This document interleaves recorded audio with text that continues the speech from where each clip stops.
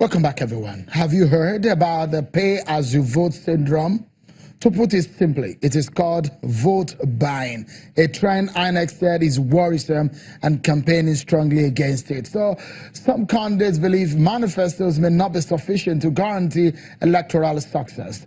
The resort to vote buying on the flip side. The electors too have obviously demonstrated a readiness to sell their votes to the highest bidder. So as funny as it may sound, there is a buyer and also a willing seller. Let's get back to the conversation tonight. As I told you earlier, we have a robust panel on the program tonight. A director of voter education and publicity at INEC, Mr. Oluwole Osazi-Uzi from our Abuja studio, also a chieftain of the APC, Mr. Osita Okichuku, and also a social media and communication strategist, Chioma Agwegbo, and from Akure is Mr. Abiodun Ajijala, national coordinator of election monitor. From here in Lagos with me is Mr. Ken Okolubo, a member of the PDP. Thank you so much, everyone, for your time on the program. Let me quickly go to our Abuja studio. Let's hear from the other politician we have on the show tonight. From your perspective and your party perspective, voter register is the spine of any election. Are you happy with what is going on right now, Mr. Okichuku? And thank you, Shehu, the anchorman. I had to queue on with Ken. The governors of the Southeast that I monitored for the past months are very keen in having every registered voter to have his PVC, and also the continuous voter registrar is going on well. Our monitor shows that INEC has set out teams that spend days,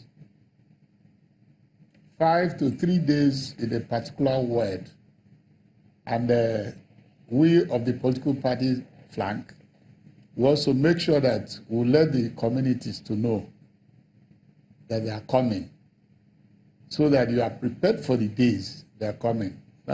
From all indications, there seems to be a move in the Southeast that they want every qualified person to be registered. I think they are also trying to cue into what is going on.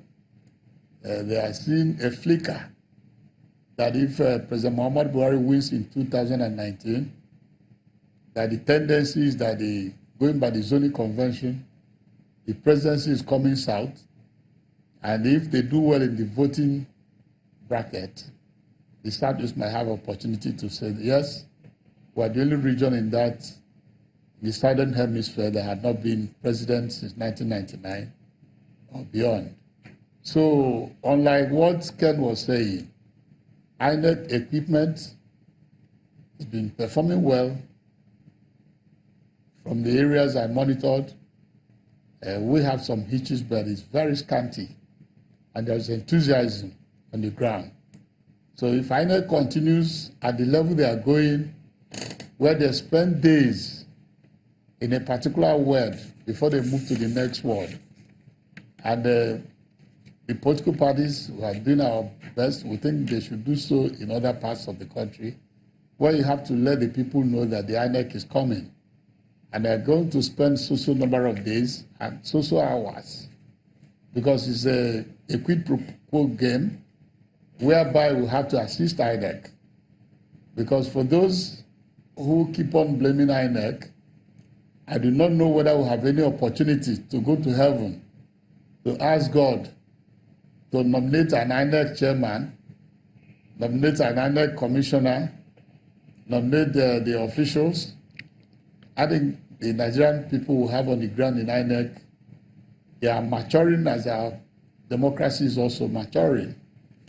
All right, have been witnessed all over the world is that after these exercises, there are still low turnout across the board.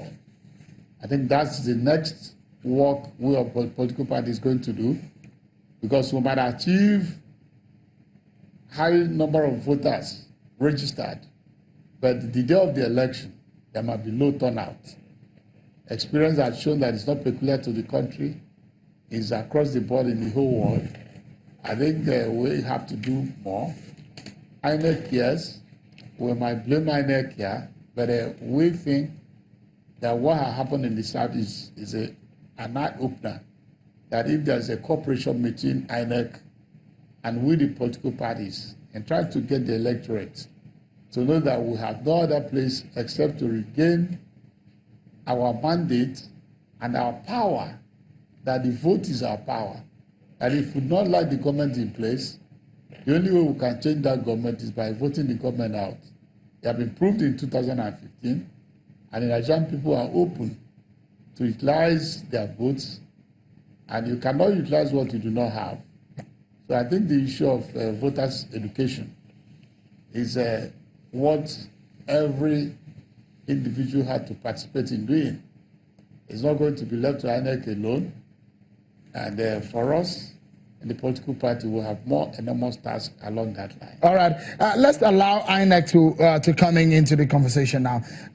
Mr. Osazuzi, I'm very certain that there's a lot of work on the hands of INEC right now. Looking at the figures, it does look so much that the Southeast has had the highest number of PVC collected so far as at March 2018, and the Southwest region has a total number of more PVC uncollected as of March 2018. Any major explanation to this?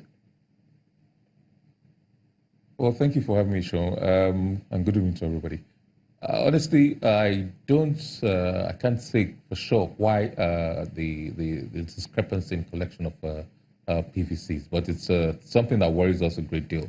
A lot of people complain about difficulty in getting registered, but at the same time, people who have registered since 2010, there are more than 8-point-something million people, over 8 million people are registered. Their PVCs are lying down there in our offices, and we've made several campaigns trying to get people to collect those PVCs, but all to no avail. Lagos alone has over 1.4 million uncollected PVCs. Maybe it's the particular thing about Lagos, the traffic, the difficulty in getting around. I really don't know. It's something we're interrogating anyway, but we're trying to see whether we can get specialized measures to, each state has its own measure to try and see how best it can ensure more collection of PVCs. And when you add those that registered since April 2017 to December 2017, you're going to have several million, over 12 million people who have PVCs yet to be collected.